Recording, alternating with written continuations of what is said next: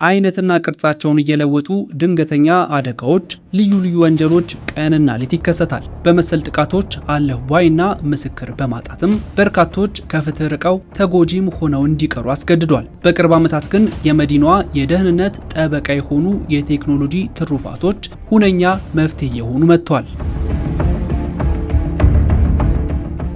እንዲህ ያሉ በተለያየ የመዲናዋ ክፍሎች የተገጠሙ የመንገድ ላይ የደህንነት መከታተያ ካሜራዎች በስፋት ጥቅም ላይ እየዋሉ ይገኛሉ። ይህም ታዲያ በየአካባቢው ያለውን ሁለንተናዊ እንቅስቃሴ ዲጂታላይዝ በሆነ መንገድ ለመከታተል እንደሚያስችል ጭምር ታምኖበታል።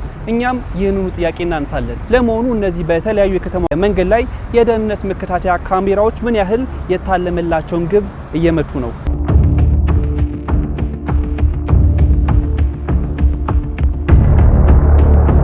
ምክትል ኢንስፔክተር ቡልቻ ጫን ያለው በፌዴራል ፖሊስ የሲሲቲቪ ሲስተም ክትትል ባለሙያ ናቸው። በዚህ ክፍል የ4 ዓመት የሙያ አበርክቷቸውም የታዘቡት ብዙ ነው። ከጊዜ ወደ ጊዜ የወንጀል ባህሪ ቫሪያብል ነው። ትላንት የነበረው ወንጀል ባህሪ ነገ ተቀይሮ ታገኘዋለህ። ዓለም አቀፋዊ ነው ወንጀል እንደሚታወቀው። እዚህ የተቀመጠው ፖሊስ ኦፊሰር የዲጂታል ሰርቪላንስ ስራ ይሰራል ማለት ነው። ያገኘውን የሚያውን ኢንሲደንቶች የሂውማን አክሲደንት ሊሆን ይችላል፣ በሰው ላይ የሚደርስ አደጋ ሊሆን ይችላል፣ መኪና ለመኪና የሚጋጭ ሊሆን ይችላል፣ ሰው ገሎ ሊጠፋ የሚችል ወንጀሎች ይከሰታሉ። ቁጥራቸው ከፍተኛ የሆነ የስርቆት ቴክኒኮች አሉ። ከጊዜ ወደ ጊዜ የተቀያየሩ የሚመጡ አክሲደንቶች፣ ሌብነት፣ የመኪና አደጋ፣ የነፍስ መጥፋት፣ የዘረፋ እና በተለያዩ ሚዲያ የምናውቃቸውን አይነት ወንጀሎች እዚህ ይከሰታሉ ማለት ነው። እነዚህ ሁሉ በዚህ ዲፓርትመንት ማኔጅ ይደረጋሉ። ኢንስፔክተር ቡልቻን ጨምሮ በዚህ ክፍል የሚገኙ ባለሙያዎች አንድም የሚከሰቱ አደጋዎችንና የወንጀል ድርጊቶችን ለቅርብ ኃላፊዎች ያሳውቃሉ፣ አንድም ደግሞ ለማስረጃ ይረዳ ዘንድ ምስሎቹን ያስቀምጣሉ። ይህም በመዲናዋ ለሚከበሩ ህዝባዊ በዓላትም ሆነ ዓለም አቀፍ ኮንፈረንሶች የደህንነት ዋስትና ያደርጋቸዋል። ጎርቶ የሚያመልጥ ግለሰብ ሊሆን ይችላል፣ ዘርፎ የሚሄድ ሊሆን ይችላል። ወደ አቅጣጫ ነው የሚሄደው የሚለውን ፍሮንት ላይ ነው ያለው ኦፊሰር ያያል። ፊት ለፊት ወደሚሄድበት አቅጣጫ እያየ ላይቭ እየተከታተለ ማለት ነው። ወንጀለኛው በማያመልጥበት ሚንስ ሬዲዮ ኮሙኒኬሽን አለ፣ የስልክ ጥሪ እንትኖች አሉ። ቀጥታ መረጃ እዛ ቀድሞ ይደርሳል። ሰውየው የሚያመልጥበት ሚንስ ጠባብ ነው ማለት ነው የሚሆነው። ስንሰራበት የቆየው መሰራሮች እነዚህ የተከተሉ ናቸው ማለት ነው። ህዝባዊ በዓላት ሊሆን ይችላል።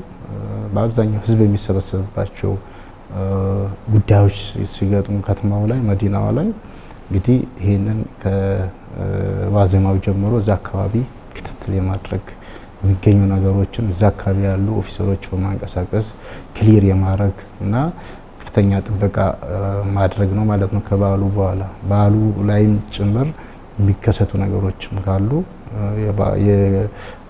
የስብሰባው ሂደት በሰላማዊ ሁኔታ እንዲጠናቀቅ እስከ መጨረሻ ድረስ ያው ክትትሎች ይሰራሉ።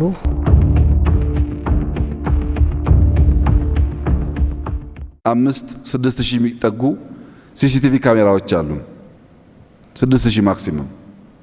አዲስ አበባ የሚያስፈልጋት ግን ከ150 ሺህ በላይ ነው። ሲሲቲቪ ካሜራ ብቻ ሳይሆን በኤአይ ታግዘው ዳይናሚክ ሆነው አንዳንድ ዝንባሌዎች፣ አንዳንድ ምልክቶች ሲያሳዩ ልክ አምቡላንስ እንደሚጮኸው ወይም የእሳት አደጋ አላርም እንደሚጮኸው መጮህ አለባቸው። አሁን በሺህ የሚቆጠር ካሜራ ከዘረጋን በኋላ ዳይናሚክ እንዲሆን ካላደረግነው በስተቀረ የፊዚካል ሴኩሪቲው አሁን ባለው ዓለም ብቻውን መከላከል አይችልም። ይህንን በማድረግ ሂደትም የኮንፈረንስ ቱሪዝም የደህንነት ዋስትና ከመሆን ባሻገር ዘመኑን የዋጀና በቴክኖሎጂ የደረጀ የደህንነት ተቋም መገንባት ይቻላል። እስያል ሙሉ ከተማው ላይ እያስፋፋን የሚሄዱ እቅድ አለ። ተቋማችን በተለይ በቴክኖሎጂም ዙሪያ የ10 ዓመት እቅድ ነድፎ እየተንቀሳቀሰ ነው ያለው። ፊዚካል ሴኩሪቲ ዲጂታልን ኤምብሬስ የማያደርግ ከሆነ፣ ሲሲቲቪን የማያስፋፋ ከሆነ፣ ሲሲቲቪ ዳይናሚክ የማይሆን ከሆነ በነገው ዓለም ውስጥ ለውድድር ስለሚያስቸግር መዘጋጀት ይኖርባቸዋል።